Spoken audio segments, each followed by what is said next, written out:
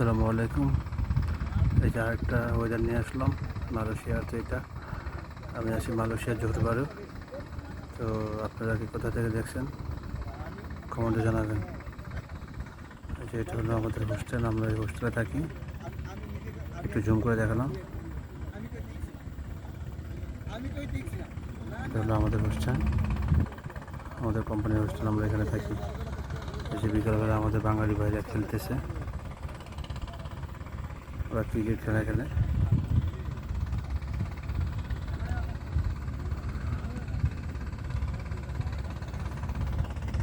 সবাই ঘুরতে বেরিয়েছে বিকালবেলা।